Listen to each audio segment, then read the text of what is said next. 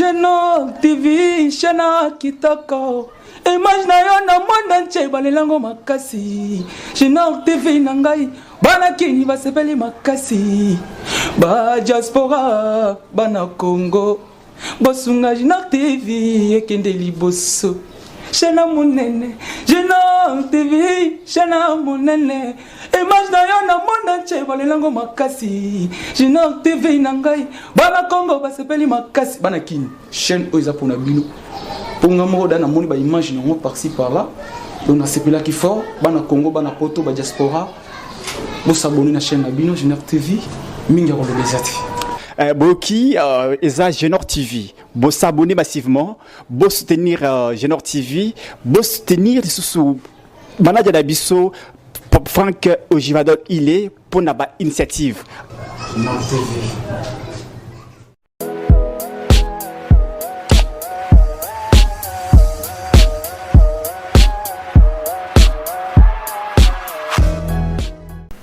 Mesdames et messieurs, très chers abonnés et téléspectateurs de la chaîne Génor TV, nous vous disons sincèrement merci, une fois de plus encore, pour votre fidélité à votre chaîne Génor TV. Vous avez manifesté cette fidélité depuis le début de cette chaîne. Vous ne vous fatiguez pas, vous ne faites que nous accompagner. Et aujourd'hui, nous sommes arrivés là où nous en sommes. C'est ainsi que nous nous sentons vraiment astreints de vous dire merci. Sincèrement, au nom de toute l'équipe et la famille de Génor TV, je vous dis merci. Nous sommes dans spécial Kalamambouji. Je pense, l'émission que j'ai faite, je crois, c'était avant-hier, j'avais abordé la question. Je vous avais promis que je vais recevoir sur ce plateau quelqu'un qui avait fait rebondir encore ce débat. Parce que nous avons toujours dit que les Congolais sont frappés d'amnésie. Ils peuvent évoquer une question aujourd'hui, demain, après-demain, ils l'oublient. Mais il y a quelqu'un, fils de ce terroir, qui a fait un déplacement vers Kalamambouji pour voir si réellement que ces travaux de réhabilitation de cette route de dessert agricole, une route d'une importance très capitale pour le désenclavement de cette province, en l'occurrence Kassai central. C'est lui qui a fait rebondir encore ce débat que beaucoup avaient oublié. Voilà pourquoi nous avons fourni un effort de l'avoir sur ce plateau ici. Je suis en train de parler de Jacques Nkolé, il est avocat au barreau de Kananga. Il est un acteur socio-politique. Avec lui, nous allons aborder cette question. Bandeko, Bilokose Belé. Bilokose Belé, ne nous quittez pas, s'il vous plaît. Ne nous quittez pas. Bambo des alliés, frappe mystique. S'il vous plaît, ne nous quittez pas. Partagez les liens de cette émission. Commentez. Likez. Abonnez-vous massivement si vous ne l'êtes pas encore. Maître Nkolé, bonjour. Bonjour, monsieur Franck, DG de Génor TV. Merci beaucoup. C'est la première fois que nous vous recevons sur notre plateau de Génor TV. Merci. Vous nous avez trouvé comment? Non, mais je suis surpris. C'est pour toute la première fois que j'entre dans ce studio et je me retrouve sur le plateau de votre chaîne. Je suivais la chaîne dans les réseaux sociaux, mais je n'ai jamais vu ce que je vois maintenant. Matériel, studio, plateau, c'est impeccable. Merci beaucoup. Ça fait la fierté du Kassai. Merci beaucoup. Avoir une chaîne installée ici et qui fonctionne avec tout au complet comme ça, voilà, mériter un coup de chapeau. Merci beaucoup, maître. En tout cas, merci beaucoup. Okay. Merci beaucoup. Avec vous, nous allons aborder la question de Kalamambouji. Nous avons vu une vidéo dans laquelle vous avez fait des déclarations terribles. Je vais demander au préalable à notre équipe technique de balancer cette vidéo pour que nos téléspectateurs la regardent aussi. Comme ça, nous allons revenir.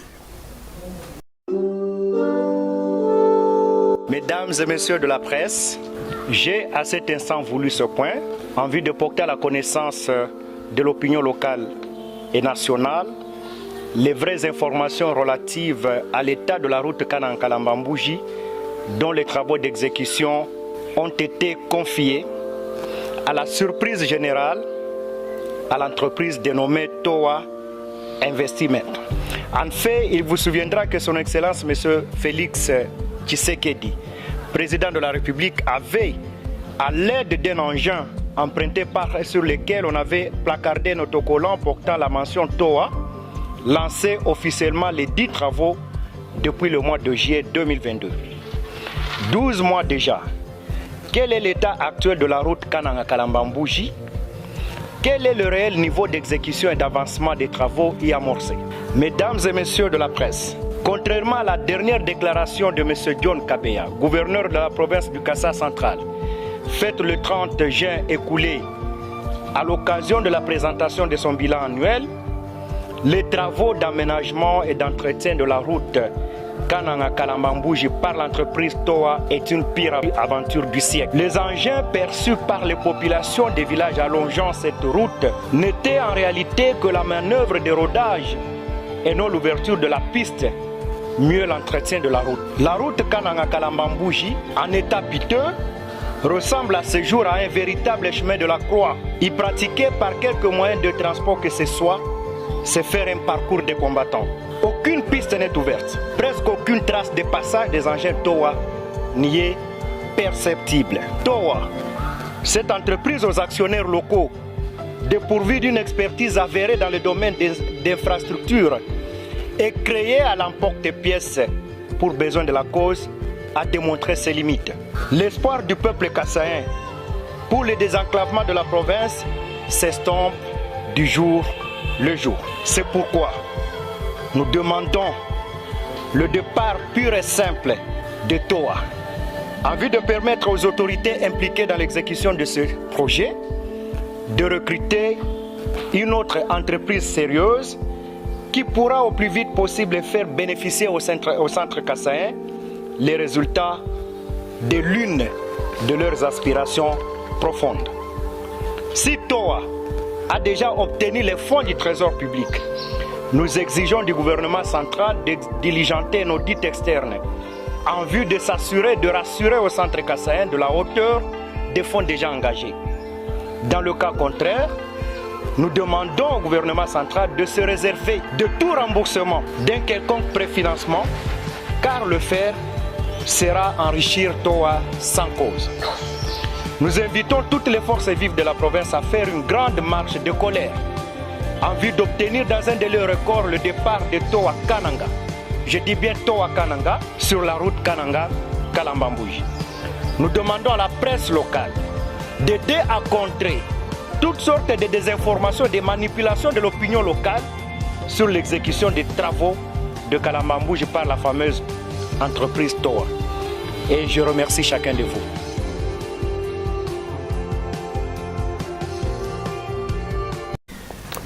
Merci beaucoup. Je crois que vous avez suivi cette vidéo-là.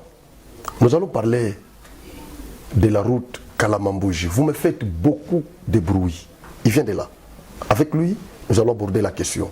Mais ici, il est de noter que ce projet a été lancé le 10 septembre 2022 par le chef de l'État. Depuis lors, où en sommes-nous? Vous venez de Kalambambouji, maître. Où en sommes-nous depuis le lancement de ce projet par le chef de l'État? Monsieur Franck, il faut d'abord dire que la route Kananga-Kalambambouji constitue ce corridor qui permettra le désenclavement de la province du Kassa central en particulier et de la région du Kasaï en général. Parce que le mal ou l'un des maux dont souffre cette province, c'est notamment son désenclavement. Excusez-moi, son enclavement. Alors, cette route, non seulement elle permettra à désenclaver la province, mais elle va faciliter la circulation des biens et des personnes, des services, et puis elle va aussi rendre opérationnelle la douane de Kalambambouji au Kassa central. Et du coup, ça va permettre la réduction du chômage, ça va impulser le développement du pays, de notre province. Et que donc ça demeure une aspiration profonde pour le Kasaï. Donc il ne faut pas voir ce projet comme un cadeau, comme une faveur que l'on va faire aux fils et aux filles de cette province, mais c'est une marque de matérialiser, d'atteindre, de réaliser leur aspiration. Alors la route Kananga-Kalamba-Mbouji, c'est un chantier qui a été ouvert par le chef de l'État, mais avant que le chef de l'État en 2022 vienne lancer officiellement ces travaux d'aménagement, d'entretien de cette route, il y a des années passées, on doit se rappeler que cette route était construite par l'entreprise Grec 7. C'était sous le règne du gouverneur Alex Kandé, en terre battue. Et ce qui est étonnant, ce qui était un peu positif à l'époque, c'est que alors que la route n'était même pas encore ouverte officiellement au trafic, mais grâce seulement à cette ouverture de la piste, on a senti l'impact, on a senti les effets de la réhabilitation de cette route sur l'économie et sur le social du Kasaï. Malheureusement, les travaux avaient été stoppés, notamment à cause d'abord de la rébellion de Kamouina Sapou, ensuite le départ du gouverneur Kandé, l'arrivée de Kambaye, puis Kabouya, ainsi de suite. Alors ils ne se sont pas accordés sur la politique de la continuité. Et du coup, voilà, tout était aux arrêts et on est revenu presque à zéro, à la case du départ. Mais parce que c'était toujours cette ambition, cette aspiration exprimée par le peuple kassaïen, voilà, le gouverneur qui est arrivé, d'abord en a fait un projet de son programme de campagne. Ensuite, le chef de l'État ou le gouvernement central a récupéré le projet. Ainsi qu'on a vu le chef de l'État venir ici au mois de septembre, si je ne me trompe pas, procéder au lancement officiel de ce travaux. Alors, ça fait 10 mois, ou plus de 10 mois pratiquement. Où en est-on? Quel est le niveau d'exécution des travaux Kananga-Kalamba-Mbouji? Alors, il y a peu, si je ne me trompe pas, c'était le 30 juin de cette année, que le gouverneur a pour la énième fois affirmé que... C'était le 30 juin. 30 juin, voilà. La présentation de son Il a confirmé, à travers la présentation de son bilan annuel, que les travaux de Kalamba-Mbouji évoluaient très bien et que l'entreprise TOA qui a été recrutée pour l'exécution de ces travaux était déjà arrivée à travailler, avait déjà travaillé jusqu'à 80 km. Oui, 70-80 km. 70-80 km. La population, parce que c'est son aspiration, la population a acclamé, mais c'était des acclamations naïves parce que... Une masse qui n'était pas critique. Voilà, une masse qui n'est pas critique. Comprenez qu'on prend les partisans qui viennent, on parle à ces partisans, ils acclament. Mais malheureusement, la réalité sur le terrain, c'est tout autre. C'est tout autre. Donc, quand nous sommes descendus sur le terrain, nous sommes bien rendus compte que ce que le gouverneur disait n'avait rien à voir avec la réalité sur le terrain. Donc il y a un grand fossé entre le discours qu'il a tenu et la réalité sur le terrain. Donc il y a des bourbiers, il y a du sable, on n'a aucune impression qu'il y a des engins modernes destinés à construire une route qui sont passés par là. Mais les engins ne sont pas là.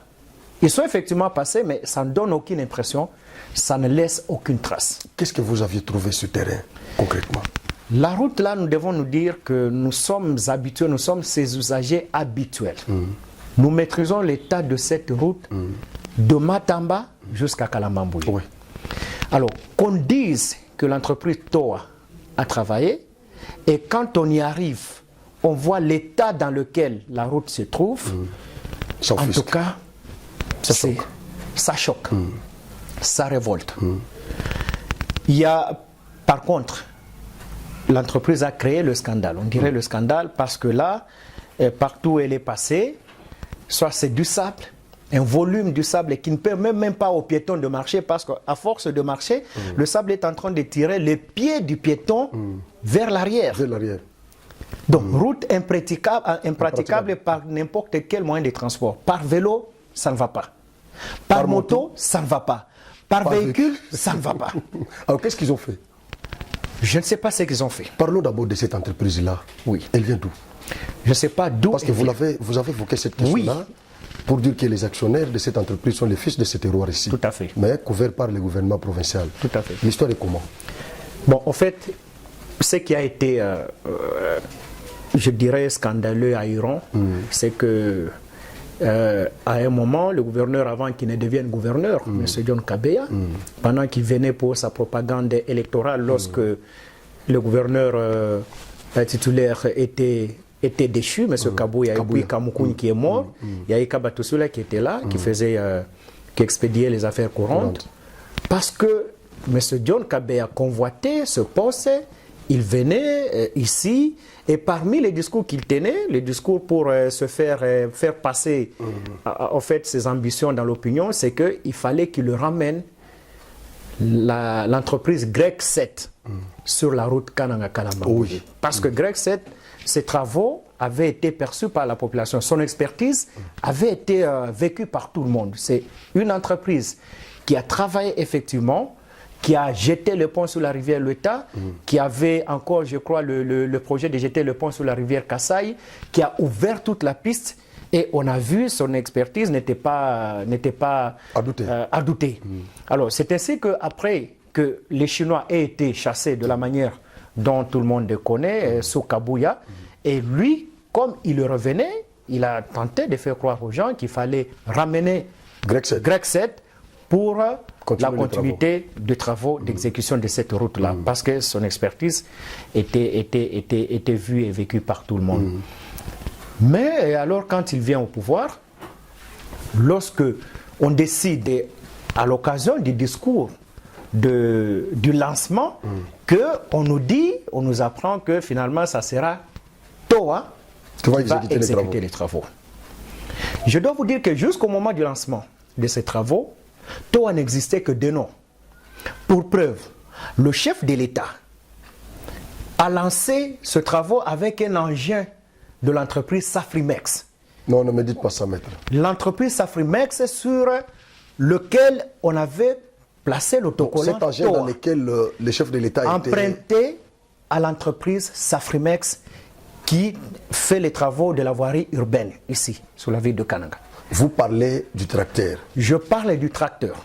Dans lequel le chef de l'État était monté pour lancer officiellement le travaux. Ça n'appartenait pas à cette entreprise. Lui entreprise. a cru que ça appartenait à cette entreprise. Et le chef de l'État aussi ne savait pas. Le chef de l'État ne le savait pas. Le chef de l'État a cru que ça appartenait à l'entreprise TOA parce que ça portait l'autocollant de TOA. Mais c'était un tracteur appartenant à l'entreprise Safrimex. C'est pour ça que je vous dis que jusqu'au lancement officiel des travaux de Kalamambouji, l'entreprise TOA n'existait que de nom. Ça insinue que le chef de l'État a été dupé par ses représentants ici. Tout à fait. C'est tout ce qu'il faut dire. C'est tout ce qu'il faut dire. Mais maintenant, il a fallu attendre. Et deuxième élément de preuve, 6 mois, 7, 8 mois après le lancement officiel des travaux par le chef de l'État, pour que les premiers engins de l'entreprise TOA arrivent à Kananga, avec l'implication de M. John Kabeya, gouverneur de province, qui était à la fois chargé d'aller dédouaner ces engins au niveau de Kasumbalé, ça parce que ce sont des engins achetés en Afrique du Sud, et puis chargé de leur chargement à Lubumbashi et leur déchargement à Kananga. Partout, il était toujours à l'avant-plan. Ce qui étonnait l'opinion. Comment une entreprise il a joué commerciale... quel rôle de DG de cette entreprise En tout cas, jusqu'à maintenant, je n'ai pas su préciser le rôle qu'il jouait, mais à première vue, c'était un agent de cette entreprise. L'impression que tout le monde a eue, c'est que M. le gouverneur de province, John Kabeya, était un agent de l'entreprise TOA. Parce qu'il a effectivement œuvré dans ce sens-là.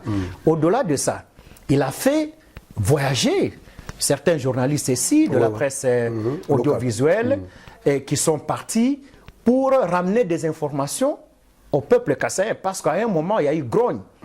Le peuple s'impatientait, dit que ça ne peut pas marcher. Le chef de l'État a lancé les travaux il y a longtemps. On ne voit jamais un début d'exécution de ces travaux. Qu'est-ce qui se passe? Il y a eu même des manifestations ici qui ont été étouffées dans l'œuf.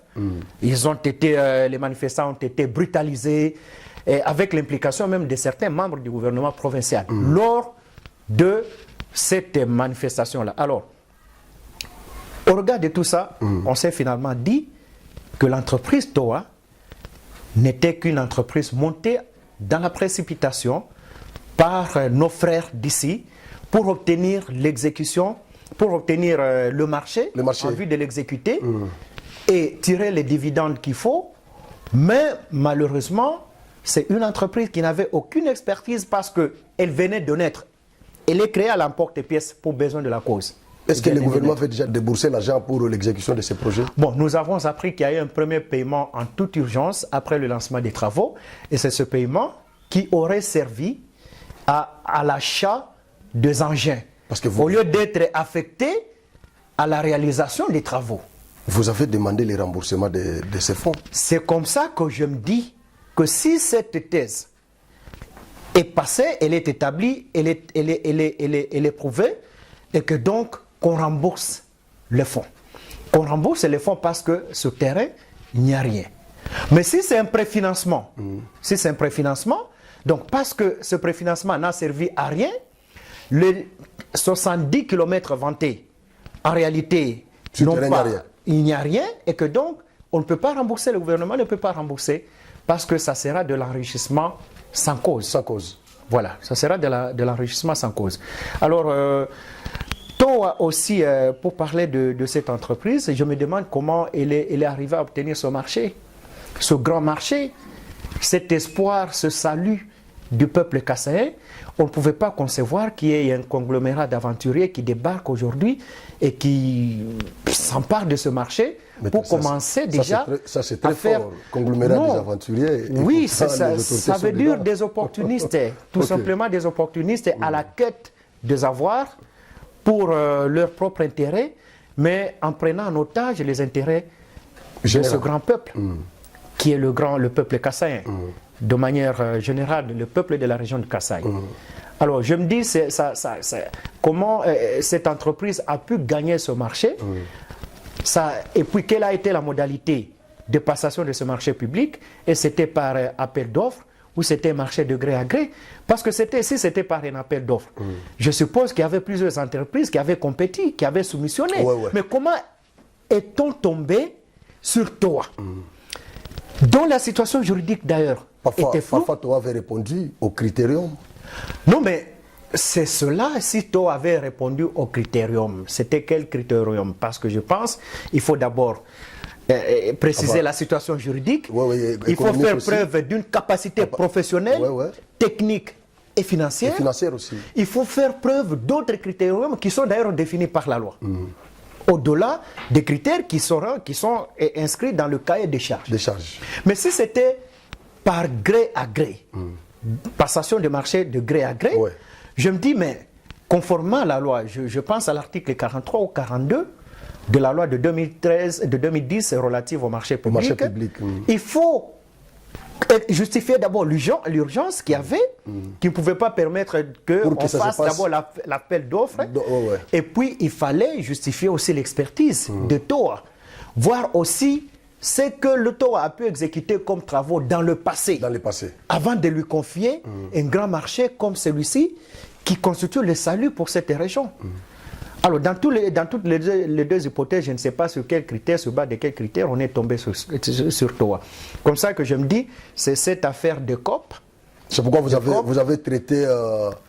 avez traité même ces travaux-là d'une pire aventure du siècle. Tout à fait, c'est une pire aventure du siècle. C'est très fort, maître. Non, mais c'est pas fort, c'est ça. Et sur place-là, vous n'avez rien trouvé. Ils n'ont rien fait, absolument.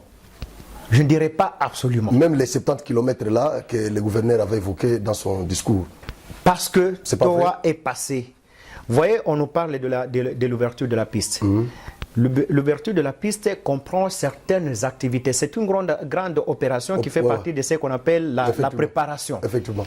Qui comprend des activités, notamment le chaînage et piquetage. Il y a aussi les débroussailلاges. Il y a comment on appelle le décapage. Il y a aussi le dérochage. Ce sont les 4 activités qui entrent dans ce qu'on appelle l'ouverture de la piste. Le discours de monsieur le gouverneur John Kabeya et même celui qui est tenu par les membres de la cellule de communication fait état d'une ouverture de la piste. Déjà sur une longueur de 80 km. Alors, si on va sur place, on trouve que ces 4 activités qui font partie de l'ouverture de la piste n'ont pas été réalisées. On s'est limité seulement à débroussailler le long de cette route. On a débroussaillé, mais en osant aussi d'entreprendre certains travaux, je ne sais pas de quelle nature, mais qui ont créé maintenant un scandale. Parce que les observateurs attitrés vous disent qu'avec les premières pluies de septembre, il n'y aura plus de routes. Du moins, sur les tronçons déjà travaillés, supposés travaillés par TOA. Il n'y aura plus de routes, il y aura des érosions partout. Il y aura des érosions partout. On a plutôt créé un scandale qu'avoir travaillé une route à ce niveau-là. Je me dis que c'est une aventure, ça n'a jamais existé. Est-ce que le gouverneur a le temps de faire le suivi de ces travaux? Il y a une fois, le gouverneur est parti là-bas. Les habitants de ces coins. Le gouverneur est parti et ne s'est limité qu'à Matamba. Quand vous regardez l'endroit où le gouverneur s'est limité, d'ailleurs c'est lui-même qui ne sait jamais... Et ça c'était lors du lancement. C'est quand il était allé... Oui, quelques jours après le lancement. Et depuis lors, il n'est jamais rentré par là. Il n'est jamais rentré pour voir ce qui se passe. Et comment il avait su que ces travaux-là marchaient très bien? C'est malheureusement ça la question à laquelle je ne sais pas répondre, parce que depuis qu'il s'est limité à Matamba, il n'est jamais parti, mais il semble que ce sont ses services qui lui communiquent que tout va bien, alors que c'est l'enfer. C'est l'enfer, c'est la misère, c'est cet espoir qu'on avait de voir cette province être désenclavée au bout des 24 mois. Vous avez dit dans votre déclaration que les engins perçus par les populations, parce que toutes les questions, je les ai tirées de sa déclaration. Voilà. Les engins perçus par les populations des villages allongeant cette route ne faisaient en réalité que la manœuvre d'érodage et non l'ouverture de la piste. Que voulez-vous insinuer par là? Bon, ça veut dire que... Parce que nous savons que les engins qui étaient ici ont été amenés là-bas. Et là, sur place, les engins là ne fonctionnent pas. Ça ne fonctionne pas. Ils sont exposés là-bas seulement pour... Ça veut dire tout simplement que quand vous allez là-bas, vous ne trouverez aucune piste ouverte. Mais on vous dira que les engins sont passés par là. TOA est passé par là. Il y a un lot des engins qui se trouvent dans le village Mouepmoukenge. Vous les avez vus? Je les ai vus. Mouepmoukenge qui sont là-bas. Il y a des gardiens qui sont commis. Et quand vous leur posez des questions, pourquoi ces engins ne travaillent pas? Parce que tout le temps, on voit, donc il y a des jours qui passent, des semaines qui passent, on ne voit pas ces engins sur la chaussée en train de travailler. On vous dit que c'est par manque de chauffeurs. Ça, c'est la réponse que les gardiens donnent. C'est pas possible. Alors qu'ici, on a recruté. Il y a eu une activité de recrutement, supposée de recrutement au bâtiment administratif. Ce n'est pas normal. Où tout le monde était là, les motards, les taximens, ils étaient là, en train d'assister à cette séance de recrutement. Je me demande si, en fait, c'était un recrutement en réalité. Ou c'était un semblant de recrutement. Parce que ces engins sont là, posez la question aux gardiens qui sont là, qui gardent les engins et vous disent, c'est pas manque de chauffeurs ici. Ça, c'est le premier lot. Le deuxième lot qui se trouve déjà à Bilombe est effectivement passé par là. Ces engins sont passés par là, mais vous ne trouvez pas de traces. Il y a du sable, il y a des bourbiers partout. Alors pour vous, qu'est-ce qui sont des travaux? Du moins sur le tronçon par lequel les engins sont déjà passés. C'est comme ça que pour moi, je me dis ça, c'était effectivement une manœuvre d'érodage. D'érodage. Oui. Voilà, vous avez révélé encore que les actionnaires de l'entreprise TOA Investissement sont issus du Kasaï central et œuvrent sous la couverture.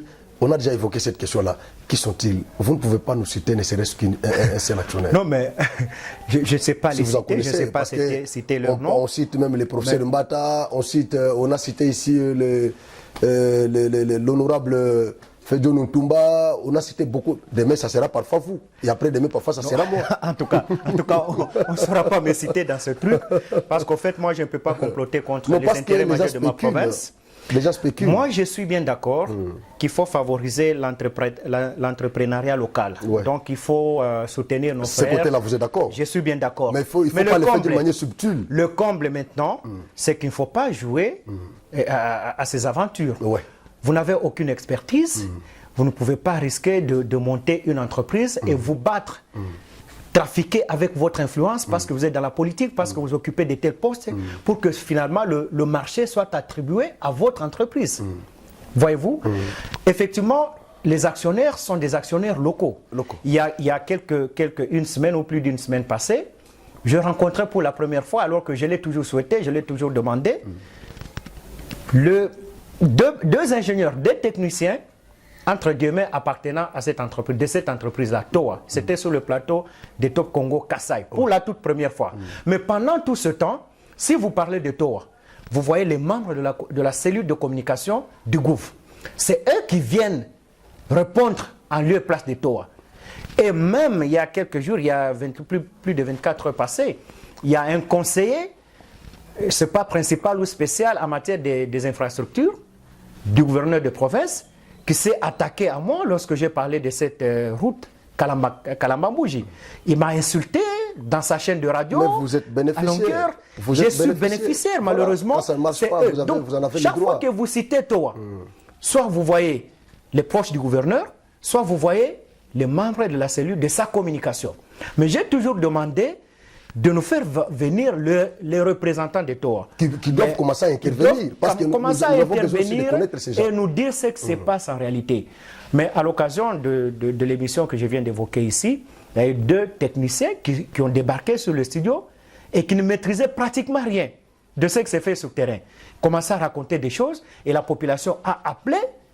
Les intervenants ont en tout cas critiqué ce genre-là au point qu'à l'issue de l'émission, ils ont accrédité ma thèse selon laquelle TOA, c'est une entreprise aux actionnaires locaux. Ils l'ont avoué. Ils l'ont avoué là-bas. Oui, au-delà, en dehors du micro, je n'étais pas seul. On était à 3. Je peux vous citer. Bon, je ne saurais pas vous les citer, mais si on m'invite à les citer, je les citerai le moment venu. Ces deux ingénieurs-là, ces deux techniciens de TOA-là, nous ont dit finalement que, effectivement, il ne faut pas combattre TOA, c'est un truc de chez vous, c'est une entreprise de vos frères, mais comprenez que d'ici lundi, on se remet au travail. D'ici lundi, on se remet au travail, en tout cas, on vous le promet, ne marchez pas. Mais qu'est-ce qui les bloquait tout ce temps ici? Ça le bloquait parce que, pourquoi attendre que ça provoque ce tollé du boucan comme ça? Qu'est-ce qui les bloquait? C'est cela que... Parce qu'on est là à Kananga. Nous sommes ici, présentement, au Kassai central, pour acheter une petite bouteille d'eau. C'est tout un problème. Les sucrés ici, ça coûte. C'est pas n'importe qui peut s'acheter un sucré. Mais qu'est-ce qu'ils ne voient pas? Nous avons Kalamambouji ici, Lubumbashi à Kasumbalesa, Bakongo à Lufu. Mais nous avons ici, chez nous, Kalamambouji. Mais qu'est-ce qui bloque ces travaux, Bayama, Zambenangaï? Le chef de l'État est venu ici à Kananga 2 fois pour lancer ces travaux-là. La deuxième fois qu'il est venu, c'était pour lancer les travaux de la lutte anti-érosive. Mais voilà. On avait encore évoqué la question de Kalamambouji quand il était venu ici. Et puis, à ce sujet-là, je vous signale que lors de ma descente, les populations, parce qu'il y a, je dirais, un décamètre, ou moins d'1 kilomètre, il y a, quand vous prenez Matam, bifurcation, Matamba, donc la route, la nationale numéro 1. Numéro 1 qui va vers Chikapa, et celle qui va vers Kalamambouji. On a compacté là. Il y a la terre qui a été compactée. Mais ils avaient un problème de compacteur. Oui, mais le compacteur est arrivé. C'était ce que je vous dis, c'est toi, dans l'attribution des marchés, on tient compte de tous ces éléments-là. Capacité financière aussi. Parce que lorsqu'il y a des clauses de préfinancement, on suppose que l'entreprise qui exécute quelque chose, a quelque chose de moyens et ne va pas arrêter les travaux parce qu'elle n'a pas encore obtenu le financement de la part de l'autorité qui doit de la partie contractante qui a l'obligation de financer. Ouais. Elle finance, elle s'autofinance et puis elle obtient le remboursement. Mais TOA monté ici à Kananga ne répondait pas à ces critères-là. C'est ainsi qu'elle n'est pas à mesure à ce jour de travailler. Juridiquement, TOA répondait, mais sur le plan économique, sur le plan économique. Frappé. Et même juridiquement. Il n'avait pas de documents. Si vous demandez qu'on vous présente les statuts notariés, le RCSM, jusque-là, on n'a même pas affiché. TOA n'a même pas de bureau à Kananga, vous savez. Mais nous avons fourni un grand effort pour trouver les actionnaires de TOA. Mais ils sont où? C'est des gens qui évoluent dans l'ombre. Parce que d'abord, ils sont dans les conflits d'intérêts.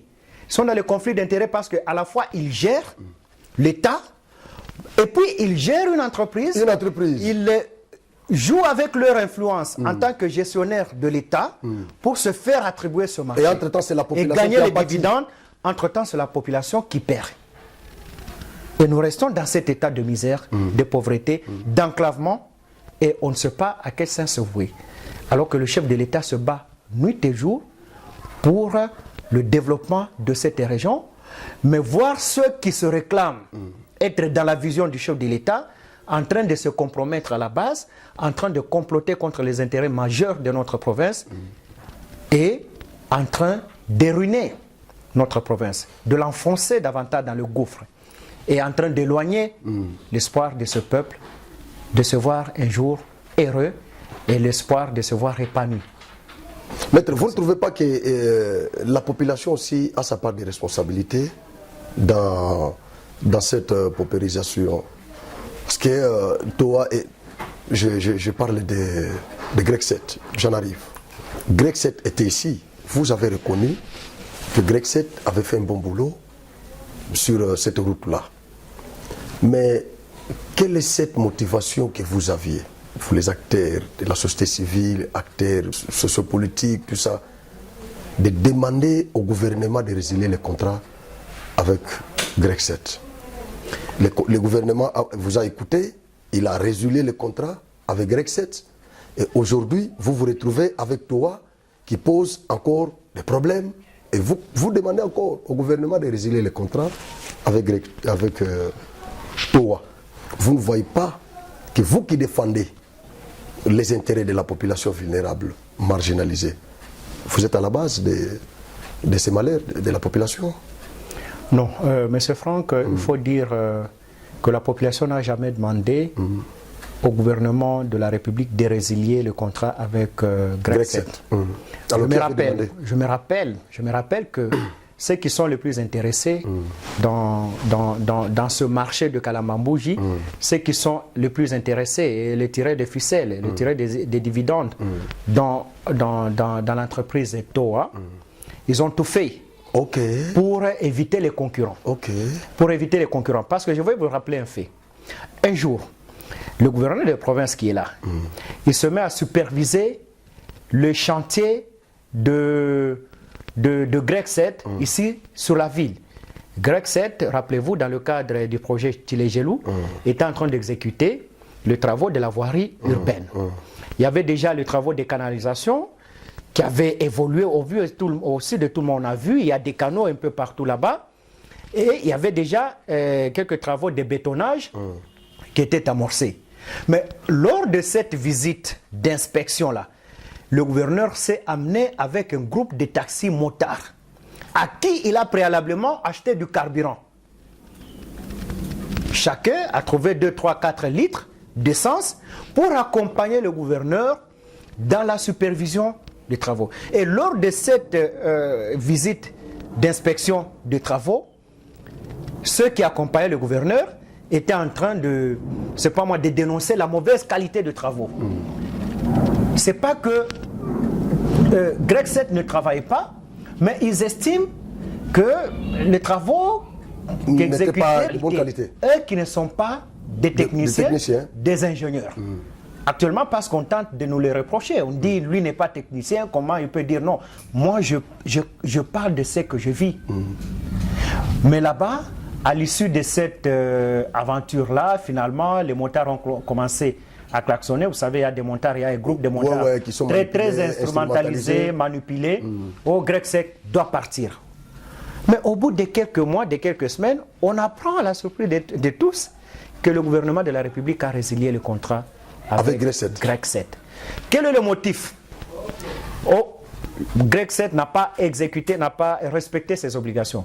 Nous avons exigé qu'on mette sur table le contrat qui liait Greg 7 au gouvernement de la République pour voir quelles ont été les obligations de chaque partie les clauses et quelle est la partie qui avait failli à ses obligations. On ne l'a jamais fait. Et du coup, les travaux sont aux arrêts, ça fait plusieurs mois. Et je vous dis qu'il y en a, d'abord certains journalistes et toujours membres de la cellule de communication de monsieur le gouverneur, qui étaient impliqués dans cette campagne de diabolisation. L'objectif étant d'obtenir le départ des Grecs 7 et de confier le marché à cette fameuse entreprise TOA, de confier de toute expertise. Qu'est-ce qu'ils disent ça ne marche pas. Qu'est-ce qu'ils disent? Je sais pas les journalistes là et les autres là qui soutiennent. Je dois vous avouer que j'ai reçu l'un d'entre eux qui était le plus impliqué, qui regrette le rôle qu'il a joué en son temps. Il commence à regretter. Il le regrette. En coulisses. Il s'est confié à moi. En coulisses. En coulisses. Il le regrette le rôle qu'il avait joué en son temps. En fait, et les journalistes, et les motards, tous manipulés. Mais manipulés malheureusement. Province. Voilà comment Greg s'était parti. Maître, ce projet-là de la réhabilitation de la route Kalamambouji-Kananga, ça relève de la compétence du gouvernement central ou du gouvernement provincial. On dirait qu'il y a conflit de compétences entre les deux gouvernements. Les choses commencent à s'éclaircir. En fait, c'est cette confusion. La confusion-là est créée par le gouverneur lui-même. Parce que si c'était un projet du gouvernement central, le gouverneur ne pouvait pas l'évoquer dans son bilan annuel. Or, à tout moment, il ne fait qu'évoquer ça dans son bilan annuel. Mais ce qui est vrai, parce que la première impression pour nous, c'était que c'était un projet du gouvernement provincial, parce que le gouverneur de province l'avait inclus dans son programme d'action. Pour se faire élire gouverneur de province, il avait évoqué l'ambition pour lui de construire la route Kananga-Kalambambouji. C'est ce qu'il avait fait. Donc ça ne relevait pas. Ça ne relevait pas du gouvernement central. Lors du lancement de ces travaux, nous avons pensé que le gouvernement provincial a invité le président de la République à venir lancer. On l'a honoré. Pour l'honorer. Qu'il vienne lancer ce travaux. Son temps, on a vu ici certaines sociétés qui ont été montées, l'ENERCAC, la Transcac, Transport des bus du Kassai. Lors de l'inauguration, excusez-moi, le gouverneur Kanda a fait appel au président Kabila qui est venu inaugurer. Ça, c'est pas un problème. Nous avons pensé que c'était le même honneur qui avait été fait au président de la République par le... Mais lorsque on évolue, on nous dit non, ce n'est plus un projet du gouvernement central, c'est un projet qui a été récupéré par le gouvernement de la République. Projet de Kalambambouji. De Kalambambouji, ce n'est pas un projet du gouvernement provincial, c'est un projet du gouvernement central. C'est ainsi qu'il sera financé par le gouvernement central. Mais ce qui importe pour nous de savoir, c'est la personne qui a recruté l'entreprise TOA. D'ailleurs, vous savez ce qu'on a fait pour flouer l'opinion. On a emprunté le nom d'une entreprise qui exécute les travaux à Kolosi et au Congo central. Pour donner l'impression que c'est cette entreprise qui a été recrutée pour exécuter les travaux de Kalambambouji. Alors que c'est faux, ça c'est TOA Kananga. Ce TOA Kananga est différent de TOA qui travaille à Kolosi, même de TOA qui travaille au Congo central. C'était juste un nom emprunté comme on peut monter une équipe ici locale. On lui colle le nom de Barcelone, Tout-Puissant Mazembe, V-Club, et ça n'a rien à voir avec V-Club de Tango Fort, ça n'a rien à voir avec le Tout-Puissant Mazembe de Moïse Katumbi. Donc ça, c'est V-Club monté ici, qui a ses présidents ici, qui a ses actionnaires ici. C'est ça l'aventure de TOA. Mais pourquoi on n'avait pas pris l'office des routes ou l'OVD? Mais nous avons des entreprises. Ces entreprises sont là. L'office des routes a déjà exécuté le travaux de cette route. Il y a des années, il y a des décennies passées. Pourquoi ne pas prendre cette entreprise-là? Il y a des décennies passées. Moi, je m'étonne. C'est public. En fait, le problème, c'est que chaque fois qu'il y a un projet, les gens en trouvent une occasion pour s'enrichir. De s'enrichir. Voilà. Mais malheureusement, qui veulent s'enrichir au-delà du fait que ceux qui nous gèrent, ils s'enrichissent avec tous les financements de la République, tous les financements qui proviennent à la fois de la collecte des impôts et taxes ici, et aussi de la rétrocession du gouvernement central. Et des partenaires aussi. Mais ils veulent s'enrichir également avec un montant des entreprises. C'est que le peuple peut aussi bénéficier. C'est que le peuple peut bénéficier. Vous allez vous poser la question, même l'ouvrage ici qui a été réfectionné, le rond-point Monalix. Rond-point Monalix là. Qui a été réfectionné. Non mais ça quand même, c'est seulement. Ça c'est une bonne chose quand même. C'est une bonne chose. Ouais. Ça il faut applaudir. nous applaudissons, quand bien même il y a eu surfacturation. On a donné un faux montant, c'est pourquoi je demande d'ailleurs l'Assemblée provinciale de la rentrée parlementaire de pouvoir évoquer cette question, de pouvoir initier un contrôle parlementaire. Mais ça, c'est encore un élément important. Pour effectivement se rendre compte de la hauteur des fonds qui ont été engagés. Je demande à Naomi d'illustrer la photo de ce rond-point-là pendant que Maître est en train de piloguer. Pour ce rond-point-là, on vous dit que les travaux ont coûté plus de 80 000 $. Alors que nous, on a aussi essayé dans notre petite vie de construire. On connaît le coût de tous les matériaux qui ont été utilisés là-bas. Le ciment ici coûte. Mais le ciment coûte, mais en tout cas, parce que ce rond-point n'a pas été construit. Vous voyez, on a mis la peinture, on a mis la peinture, on a ajouté le carreau, on a mis les ampoules. Il y a la plomberie aussi. Justement, voilà. Mais ces travaux ne pouvaient pas coûter 80 000 $. Pour preuve, laissez seulement à l'Assemblée provinciale le travail, la possibilité, la chance de pouvoir travailler en termes d'un contrôle parlementaire d'ici la rentrée. Est-ce que ça va toute se la faire? vérité. Et vu vos antipodes. Il y a quelques députés qui ont la volonté de le faire, mais ils sont étouffés, leur initiative est étouffée par notamment une milice qui a été montée ici sur le plan local pour étouffer le travail du Parlement dans le contrôle. Justement, il y a une milice privée, cette force qui est créée au service d'un individu. Maître Jacques Collet, je sens que vous avez des choses. Vous en avez un maudit. Je sens que vous avez des matières. C'est révoltant. C'est révoltant. Alors, cette entreprise-là qui a exécuté ce travaux-là, ce travaux de réfection du rond-point, parce que il ne faut pas qu'on trompe notre population. C'est quelle entreprise? C'est toi. Il n'y a même pas de nom. On ne connaît même pas comment. Il n'y a pas eu une maquette, une pancarte. Il n'y a pas une pancarte là où on travaille sérieusement, il y a une pancarte qu'on met. Ça on signale la mention, on signale l'entreprise, on signale la durée même. La durée de travaux, la hauteur du financement, on signale. Mais ça, c'est fait et même ceux qui ont subventionné tout ça. Les travaux publics ne s'exécutent pas de la manière dont les travaux de réfection de ces ronds-points ont été faits. Donc vous n'avez pas aimé quand même cette réflexion-là? La réflexion, elle est bonne, mais la facture a été... Vous savez, c'est à travers la réalisation d'ailleurs des projets que des détournements ont lieu dans notre province, dans notre pays. Normalement. Vous prenez les travaux des 100 premiers jours du président de la République. Ces projets ont occasionné le détournement à grande échelle des fonds du contribuable congolais. Il en est de même de ces travaux de réflexion, de ce rond-point. Faites seulement des enquêtes, faites seulement de recherche. Nous avons l'ensemble, nous avons cet organe délibérant. C'est un pouvoir classique. Pourquoi cette assemblée ne fait pas correctement son travail? L'assemblée ne peut pas faire correctement son travail. Parce que maintenant, vous abordez la question de la réflexion de ces ronds-points-là. Oui.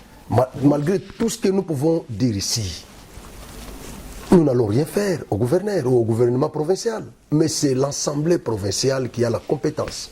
Les compétences étant d'attribution, c'est reconnu à cet organe délibérant. Cette compétence-là de contrôler les gouvernements provinciaux. Qu'est-ce que cet organe-là fait? Bon, il faut avouer que depuis un certain moment, c'est à cause du bureau de l'organe délibérant de Kassa centrale, le bureau qui est en place, que les initiatives parlementaires sont étouffées. Parce que vous savez que ces initiatives doivent passer par le bureau qui doit les aligner, les programmer, afin que ça soit examiné. Or, on a un bureau qui a décidé de co-gérer en quelque sorte la province avec le gouverneur de province. On a un bureau, vous savez, je ne vais pas vous citer tous les noms des membres de ce bureau, mais c'est des gens qui ont été muselés, qui ont décidé finalement de composer avec le gouv, qui ont décidé d'être à ses côtés au lieu d'être en face de lui. Et du coup, ça crée la paralysie. Et je vous dis que, vous savez, la session de mars a été clôturée par un communiqué, par voie d'un communiqué, alors que toutes les matières même qui ont été inscrites au calendrier de session n'étaient pas examinées, y compris les contrôles parlementaires. On a interpellé 2 ministres ici, celui des Finances, je crois, et celui de l'Intérieur, sur des faits très importants. juste pour donner leur version des faits, juste pour éclairer l'opinion provinciale. Non seulement ils n'étaient pas venus, mais aussi les installations du Capitole ont été vandalisées, envahies. Il y a les biens de l'État qui ont été incendiés en présence de la police qui est affectée là-bas, avec comme mission de protéger les biens, l'institution. Ainsi que, voilà. Et puis quand vous regardez qui ont été à la base de ce saccage, ce sont les membres de cette milice qui appartient à ceux qui nous gèrent ici. En fait, l'objectif, c'était d'étouffer les initiatives parlementaires. Les parlementaires, étant des personnes comme nous, commencent à avoir peur de le faire. En tout cas, tous ne sont pas dans la logique de comploter contre les biens de la province. Il y en a qui prennent le courage d'exercer leur mission en vue de préserver l'intérêt général et de favoriser le développement du Kasaï, mais malheureusement, ils sont étouffés. Et ils sont étouffés par cette milice dont la force actuellement dépasse même la force de l'ordre, des agents de l'ordre public. L'exemple est là. On incendie le bien de l'État, vous identifiez la personne, mais elle reste inquiète. Elle n'est jamais inquiétée, elle n'est jamais interpellée par la justice. Pensez qu'avec ça, on peut amener la province à quel niveau? Mais nous avons déjà l'IGF. Si l'organe délibérant n'est pas en mesure de contrôler le gouvernement, nous avons déjà l'IGF. Vous suivez ce qui se passe au Kasaï oriental. Vous le suivez. Il y a eu des déclarations qui ont été faites là-bas par IGF, des détournements. Pourquoi vous qui soutenez la population, qui êtes derrière la population, tout ça, qui défendez les intérêts de la population, pourquoi vous n'appelez pas l'IGF d'intervenir dans ces cas sous examen? Bon, moi je pense que l'IGF, il faut saluer d'abord son expertise dans ce domaine de contrôle des dépenses publiques. Mais l'IGF n'a pas malheureusement des sanctions. Oui, il n'y a pas de sanctions, mais il collabore avec la justice. Il collabore avec la justice. Je dois vous rappeler combien de dossiers l'IGF a déjà mis à la disposition de la justice et aucun responsable impliqué dans les détournements jusqu'à n'a été interpellé. Ça a été le cas avec le gouverneur de la province du Kasaï oriental. Mais maintenant, il a fallu que l'Assemblée provinciale soit en accusation. Mais alors que l'IGF a publié son rapport il y a bien longtemps et il n'y a aucune sanction sans suivre. Moi, je pense que si l'Assemblée travaille correctement, donc elle va redresser et va dissuader ceux qui gèrent afin qu'ils gèrent dans l'intérêt de tous. Mais vous l'avez dit ici que l'Assemblée ne peut pas bien travailler parce qu'il y a un groupuscule de gens qui... Tout à fait. C'est ainsi que moi j'interpelle à ce stade, par exemple, le ministre de l'Intérieur, le ministre national de l'Intérieur, pour s'impliquer afin de donner des instructions claires. D'abord, à ceux qui commandent les forces de l'ordre en province, pour que ces forces de l'ordre soient au service de notre nation, qu'elles ne se mettent pas à servir les individus. Lorsqu'il y a des institutions légalement établies et qui font le travail que la loi leur a dévolu de faire, et doivent bénéficier de la protection des services de renseignement, des services de sécurité de l'État. Mais lorsque on commence à voir ces services de sécurité compatir avec une milice qui vient étouffer le travail légal, un travail légitime, exercé par une institution légitime, reconnue par la Constitution, c'est que... Ça pose un problème. Voilà. Ça cause un problème. Ça cause un problème sérieux. Alors, notre province, elle n'est pas maudite, mais elle n'a pas beaucoup de chance d'évoluer. Vous voyez, ça fait beaucoup d'années depuis cette réforme institutionnelle, avec cette décentralisation, avec ce régionalisme politique qui était conçu en vue de permettre aux dirigeants locaux de prendre directement en compte les besoins locaux et de les résoudre. Qui a permis également que non seulement ils aient cette responsabilité politique et sociale, mais aussi qu'ils reçoivent les moyens de leur politique, en rétrocédant les recettes à caractère national et aussi en décidant que finalement certains impôts et taxes qui étaient perçus au profit du Trésor public national soient perçus pour le compte des provinces, afin de permettre aux dirigeants locaux de prendre. Mais malheureusement, c'est devenu une aubaine pour nos dirigeants locaux de s'enrichir. De s'enrichir, ils deviennent des mandocataires. Voilà, et de partir, de laisser les entités qu'ils gèrent dans leur état initial de pauvreté, de misère, d'enclavement et de malheur. D'accord. Merci beaucoup, Maître Jacques Nkole. Vous avez senti qu'il a beaucoup de choses. Ce sont des gens comme ça que nous cherchons parce que nous sommes parmi ceux qui luttent vraiment pour le développement de cette province.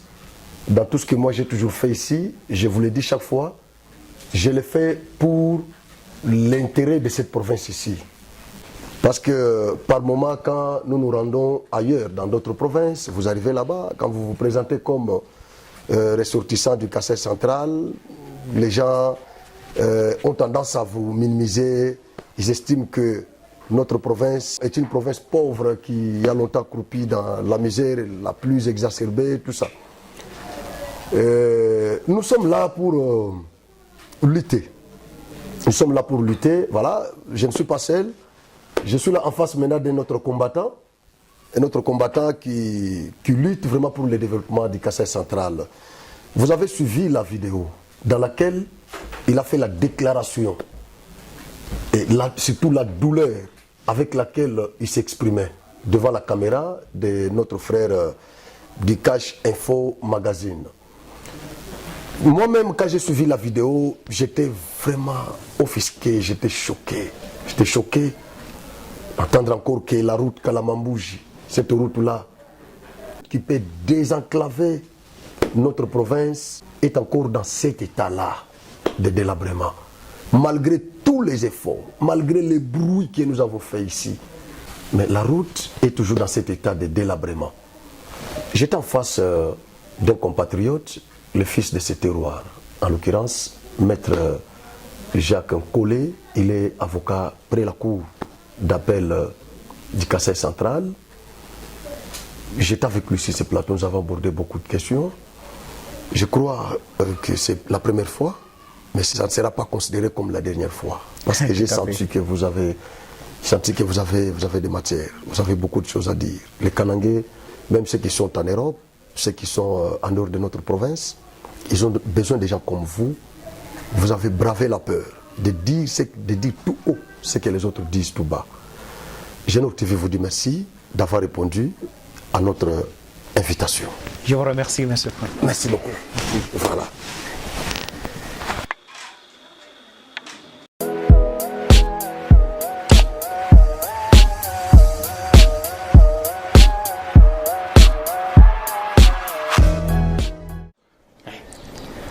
Genok TV, Shana Kitoko. Image na yo na monde entier balelango makasi. Genok TV nangai bana kini basepeli makasi. Ba diaspora bana Congo bosunga Genok TV ekende liboso. Shana munene Genok TV shana munene. Image na yo na monde entier balelango makasi. Genok TV nangai bana Congo basepeli makasi bana kini. Chaîne oza pona bino. Pour nous dans mon ba image non par-ci par-là. Donc na sepela qui fort, bana Congo, bana Poto, ba diaspora. Vous s'abonner à la chaîne Abino Genok TV, minga ko bezati. Boki eza Genok TV. Vous s'abonner massivement, vous soutenir Genok TV, vous soutenir sous manager d'Abisso Franck Ojivadok il est pour na ba initiative. Genok TV.